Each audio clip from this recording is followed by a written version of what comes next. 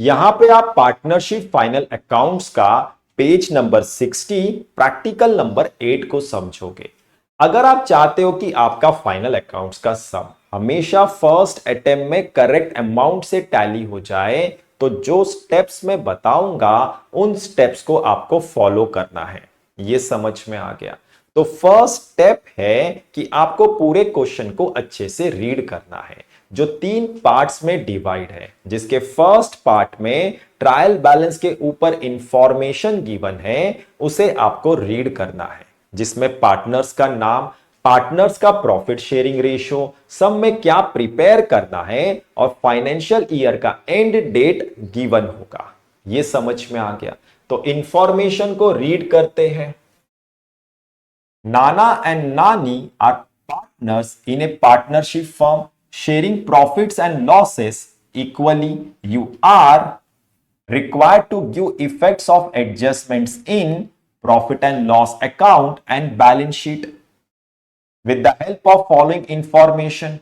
तो यहां पे नाना और नानी पार्टनर्स हैं पार्टनरशिप फर्म के, और ये प्रॉफिट और लॉस को इक्वली शेयर करेंगे। मतलब जो भी नेट प्रॉफिट या नेट लॉस होगा उस अमाउंट का हाफ नाना को डिस्ट्रीब्यूट करना है और रिमेनिंग हाफ नानी को डिस्ट्रीब्यूट करना है। ये समझ में आ गया? और यहां पे ट्रायल बैलेंस और एडजस्टमेंट्स की मदद से आपको प्रॉफिट एंड लॉस अकाउंट और बैलेंस शीट प्रिपेयर करना है, जिसका financial year and trial balance के ऊपर गिवन है 31 मार्च 2019। मतलब इस सम का फाइनेंशियल ईयर 2018 एंड 19 है। ये भी समझ में आ गया? तो यहां पे फर्स्ट पार्ट कंप्लीट होता है। इसके बाद सेकेंड पार्ट में ट्रायल बैलेंस गिवन है, तो आपको ट्रायल बैलेंस के आइटम्स को रीड करना है और उनके राइट साइड में उस अकाउंट का पहला लेटर लिखना है जिस अकाउंट में वो आइटम ट्रांसफर होगा। जैसे कोई आइटम ट्रेडिंग अकाउंट में ट्रांसफर होगा तो टी लिखना है, प्रॉफिट एंड लॉस अकाउंट में ट्रांसफर होगा तो पी लिखना है, अगर कोई आइटम एसेट है तो ए लिखना है, और अगर कोई आइटम लायबिलिटी है तो एल लिखना है। यह समझ में आ गया? तो ट्रायल बैलेंस के आइटम्स को रीड करते हैं। इंश्योरेंस प्रॉफिट एंड लॉस में ट्रांसफर होगा, लैंड एंड बिल्डिंग एसेट है, सैलरीज प्रॉफिट एंड लॉस में ट्रांसफर होगा, export duty profit and loss में ट्रांसफर होगा, इंटरेस्ट प्रॉफिट एंड लॉस में ट्रांसफर होगा, फर्नीचर एसेट है, डेटर्स एसेट है, कैपिटल अकाउंट्स नाना और नानी लायबिलिटी है, 10% bank loan taken on 1 October 2018 liability है, इंटरेस्ट प्रॉफिट एंड लॉस में ट्रांसफर होगा, बिल्स पेबल लायबिलिटी है।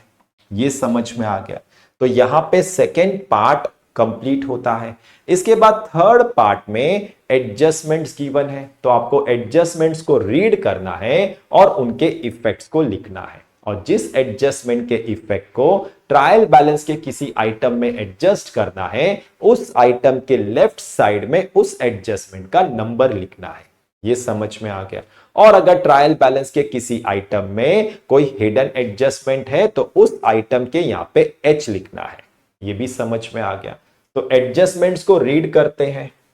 तो फर्स्ट एडजस्टमेंट है ग्रॉस प्रॉफिट अमाउंटेड टू ₹34,500। तो इस 34,500 ग्रॉस प्रॉफिट को प्रॉफिट एंड लॉस के क्रेडिट साइड में ट्रांसफर करना है।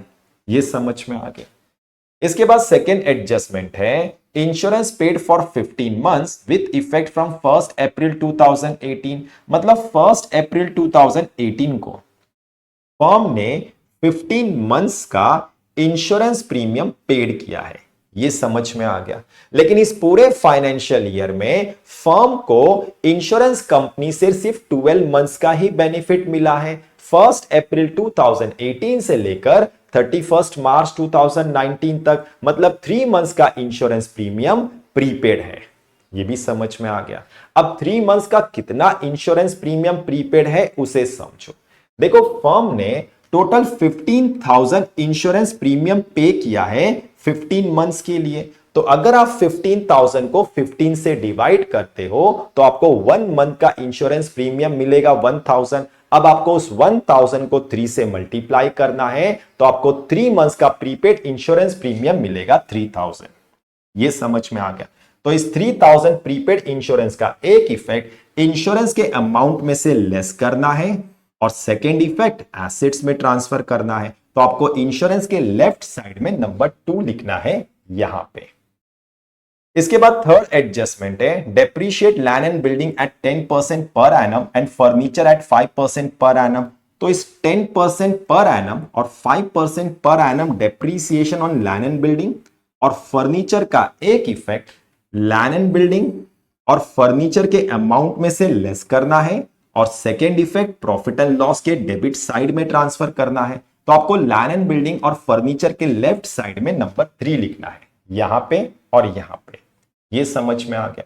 अब लैंड एंड बिल्डिंग के यहां पे लिखा है addition of ₹20,000 with effect from 1 July 2018। तो जब आप लैंड एंड बिल्डिंग पे डेप्रीसिएशन कैलकुलेट करोगे तो आपको इस 50,000 को दो पार्ट में स्प्लिट करना है, 20,000 और 30,000। तो आपको इस 30,000 पे फ्लैट 10% डेप्रीसिएशन कैलकुलेट करना है और इस 20,000 पे 10% 9 मंथ्स का डेप्रीसिएशन कैलकुलेट करना है। ये समझ में आ गया। तो इस 30,000 का 10% 3,000 है और इस 20,000 का 10% फॉर 9 मंथ्स 1,500 है। तो आपको लैंड एंड बिल्डिंग का टोटल डेप्रीसिएशन 4,500 मिलेगा। ये समझ में आ गया।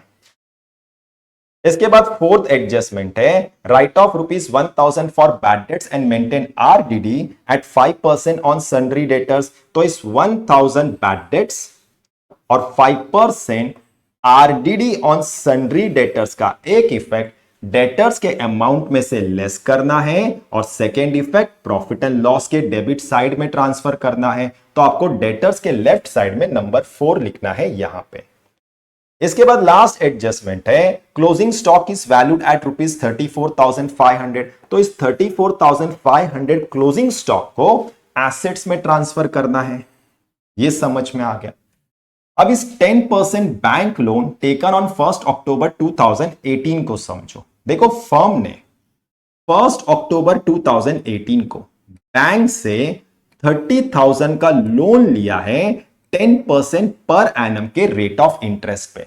ये समझ में आ गया।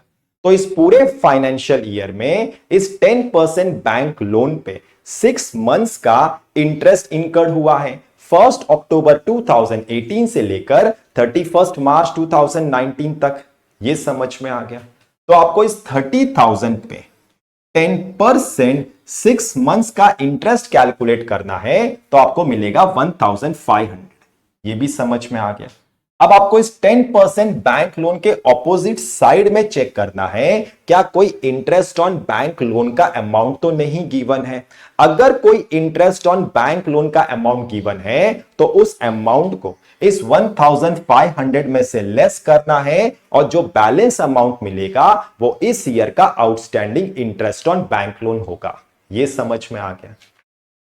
अब यहां पे इंटरेस्ट गिवन है लेकिन आपको interest on bank loan check करना है। तो यहां पे इंटरेस्ट ऑन बैंक लोन का कोई अमाउंट गिवन नहीं है, मतलब ये पूरा 1,500 इस ईयर का outstanding interest on bank loan है। ये समझ में आ गया। तो इस 1,500 outstanding interest on bank loan का एक इफेक्ट 10% बैंक लोन के अमाउंट में ऐड करना है और second effect profit and loss के डेबिट साइड में ट्रांसफर करना है। तो आपको 10% बैंक लोन के लेफ्ट साइड में H लिखना है यहां पे। यह भी समझ में आ गया। तो यहां पे फर्स्ट स्टेप कंप्लीट होता है जहां पे आपको अच्छे से समझ में आ गया होगा कि आपको फर्स्ट स्टेप में क्या करना है।